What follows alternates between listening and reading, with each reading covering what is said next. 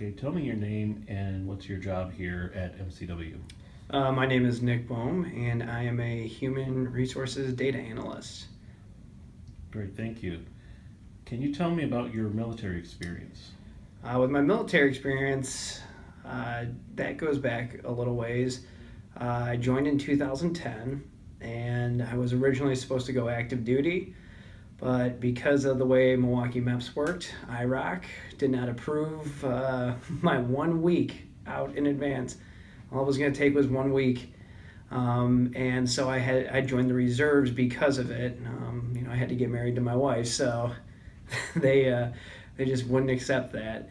So I joined the reserves as a 35 Fox all source intelligence analyst, and I went to basic training in Fort Jackson in 2010. And at the end of 2010, I shipped out to Fort Huachuca, Arizona, and that's where I started my advanced individual training for 35 Fox all source intel. Once I graduated from there, my unit immediately sent me to what was then Warrior Leadership Course, which is now BLC again. And when I got back from that, I had applied to I volunteered to go on tour overseas. And after about 3 different units kind of picked me up and then got downgraded on their status, I finally got picked up with the 82nd Airborne. And from the 82nd Airborne, I shipped out from Fort Benning and made my way through Kuwait, Ali Al Salim, that fun place, and went into Kandahar, Afghanistan, where I spent pretty much 2011 through 2012 working with the 82nd Airborne Division as a human targeting analyst. And there I spent a lot of time, did some time out in the field, tried to get out as much as I could. And from there, I came back, and so that was about the first 3 years of my military career. I spent almost active duty. And then from there, I went back into the reserves as an intelligence analyst, but I did a lot of S6 work, S1 work.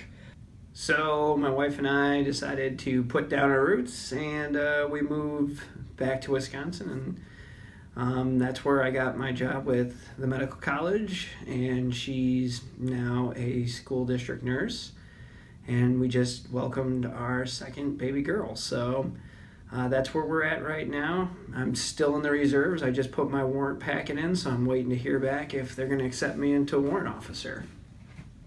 So, what was it like coming back from overseas and getting back into civilian life? Yeah, it was very interesting, especially being over in Kandahar where we were. We had the nickname Rocket City. So we got rockets almost every day. Some periods we didn't, some we got 20.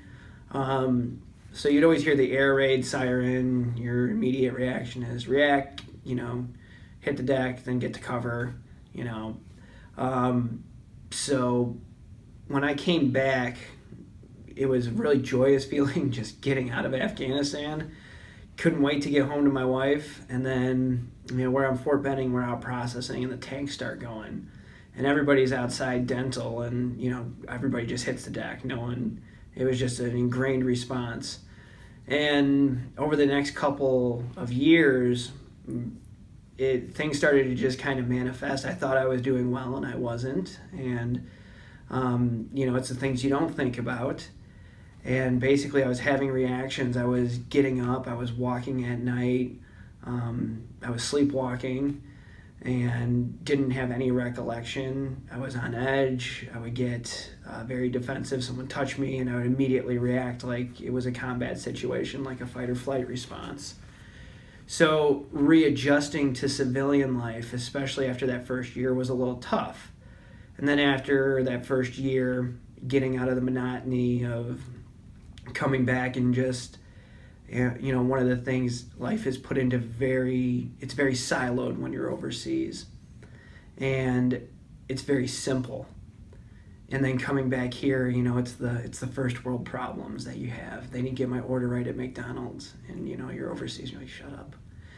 And it's just kind of readjusting back to that and not wanting to, for lack of a better term, throat punch people for complaining about dumb things. And they just don't realize how good they have it.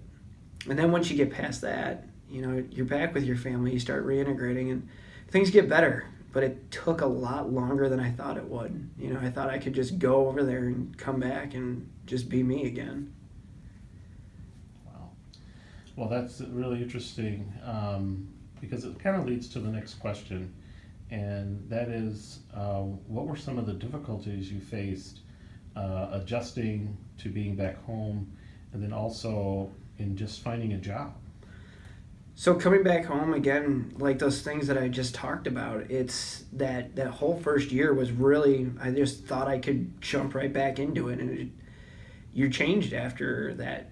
No matter where you go, no matter what you see, a combat role has a different impact on you than a non-combat deployment. But even a non-combat deployment, you're going to see things. If you go to the Horn of Africa, you just see a different part of the world and a different group of people, and it makes you appreciate what you have. And it's just finding a way to integrate that back into your life within that first year, and either live with some of the things that you've done and just continue to move on. And I think that was a difficult thing. The other thing too was finding a job. I was lucky coming back.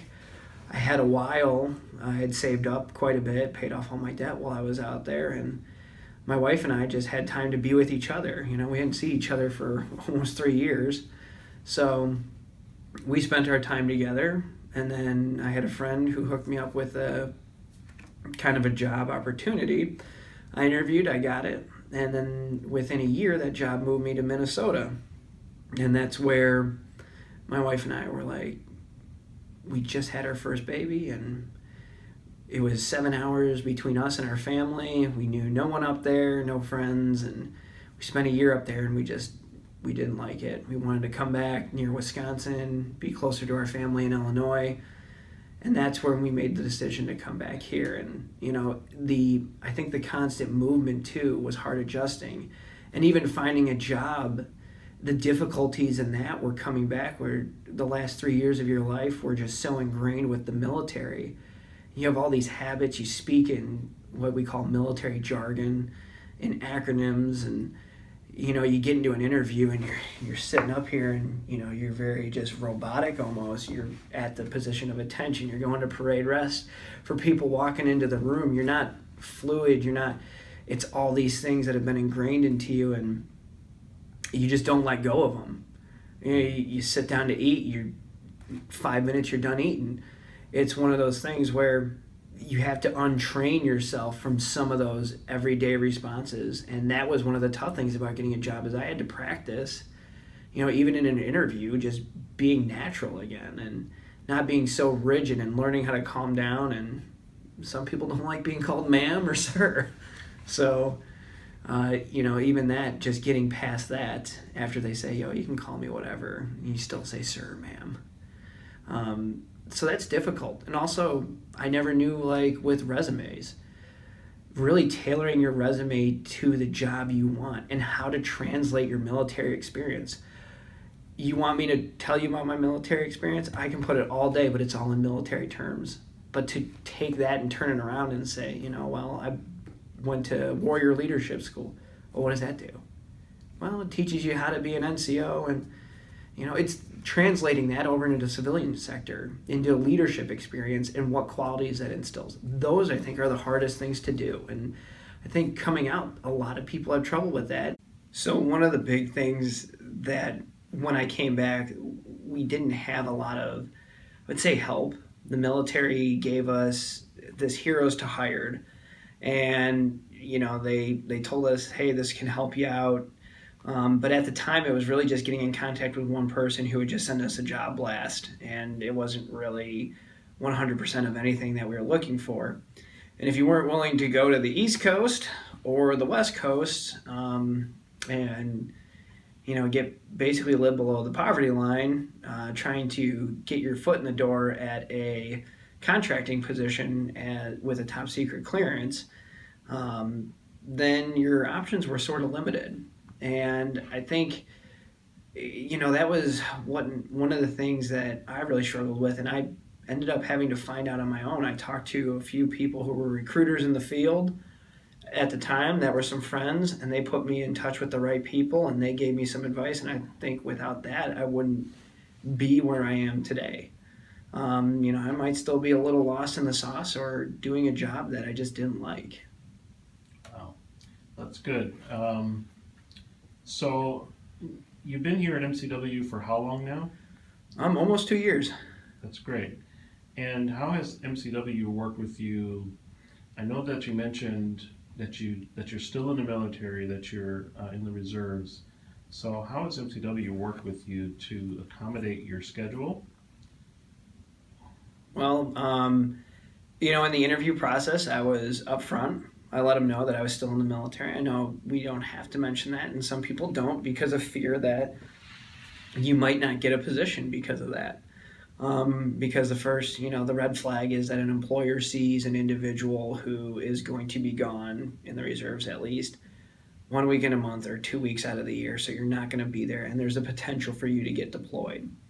However, I would say that that's kind of a stigma, and that I wasn't afraid to say it because as a soldier, we're hardworking, we get the job done, and yes, as a reservist, we have to go and do our mandatory service, and we are gone. And MCW really took that into consideration, and my boss at the time said he supported that 100%, and that he was willing to do whatever. And it just so happened when I got hired, I was on my first 2 weeks of annual training. And then later on that year, they sent me to advanced leadership school for a whole month. And he supported me through that and said, don't pick up a computer, don't do anything. You concentrate on your school and you come back. Everything will be here waiting for you. We'll man the ship. And then right after that, I got sent to Korea for about 20 days. And so, same thing happened there. They were very supportive of that. And so far it's been a really good work-life balance. And I think MCW, especially within HR, they stress that a lot, is a work-life balance. And because I chose this as something that I wanted to continue to do, MCW was very accommodating towards it. And that's kind of led me into some of the other aspects of wanting to help other veterans and military members, not just MCW faculty or staff, but even some of the students. And when Heather Kozik was here, she presented an opportunity for me to work to set up an affinity group. So HR was in the process of setting up a military affinity group, and we started work on that. So what is the name of that affinity group? And I'm hearing a term being talked about, another acronym, MMRG. So what is that, and in relation to the affinity group? So with the affinity group, everybody has their own unique name when you go out. For the medical college, we decided to, we sat down as a group, and a lot of the veteran members met, and we decided to give it a name, and it was the MCW Military Resources Group. MMRG for short, MCW Military Resources Group. So that is how we kind of came up with the name, because we want to be a resource to all the military members, either past, current, or future, because we do have students doing the ROTC thing or going for their medical portion. So we want to be a resource for them. So what are some of the goals of the group going forward, or just in the immediate future? So in the immediate future, right now the goal is to really establish the group. We're setting up our online presence. We're setting up our, basically web, the internal portal and the external portal. We're setting up our mailing group, and on top of that, we have created a charter that we've passed around at some of our meetings, and we have a champion who is Dr. Gourlay, who is really championing this resources group to the MCW community. And that's kind of our first immediate goal, is to get this established in name. And then from there, our slogan is to integrate, educate, and to give back. And that's really the foundation of our charter, and that's what we want to start doing. And the way that we want to start doing that is we want to start partnering with the student groups. We want to start partnering with everybody who's involved in the Veterans Day celebrations. We want to start doing fundraising events and things of that nature. And really, one of my big goals is coming here is I didn't see a lot of, hey, I'm a veteran. It's kind of a little unusual for me, and there wasn't really that veteran presence. And when I started doing my data analytics into our numbers, our self-reported veterans it's not high.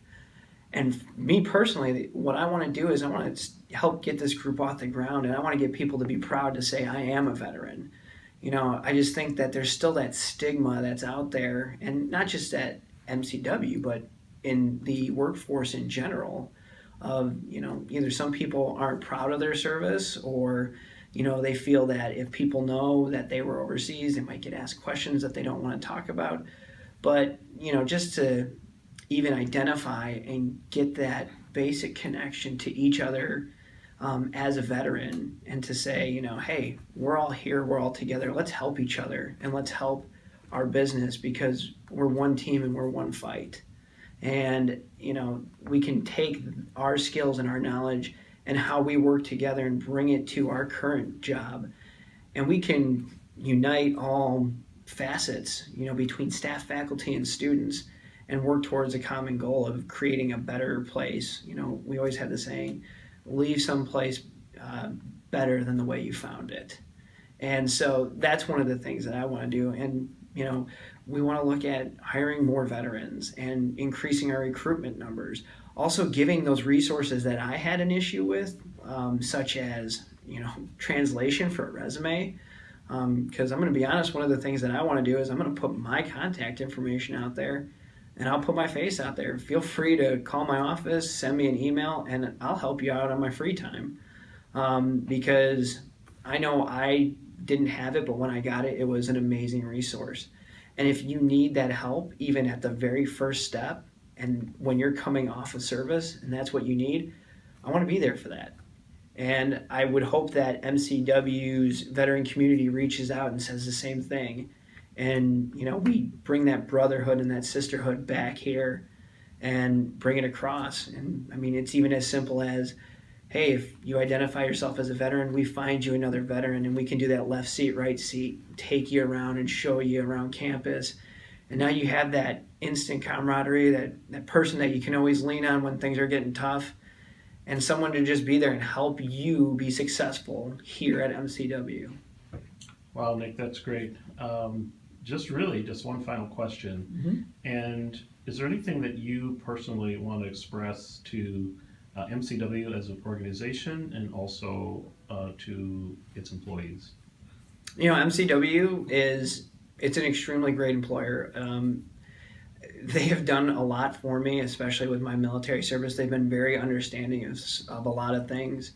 One of the things too is I do have a documented PTSD. It's I would say mild, but they've been very accommodating with letting me go and attend the VA and do the things that I need to do to be successful as I come back here. And it's not a stigma. You can do what you need to do, and you can deal with the things that you need to do. And where I've been lucky enough here that this is a great company to work for, I would hope that by creating the MMRG, standing it up, that we get the veteran community to really come out and come together as one and just start growing this. It takes a lot of time. It takes a lot of effort. I mean, we've been just to get the charter and the website, it's been almost a year of, meetings and back and forth and logo designs and things like that. So it's a long time. It's been a long time coming just to get to this part. It's going to be a long road ahead, but it's something I'm interested in, and I'm donating my time to do this. And the organization is giving me the opportunity and the ability to do this. And I want to thank MCW for that. And I want to thank them for, putting their foot forward and saying, we would like this group to be set up because they recognize that there's a need for this. And, if we tap into our military community and we bolster an environment of inclusion and understanding, we're only going to make ourselves stronger.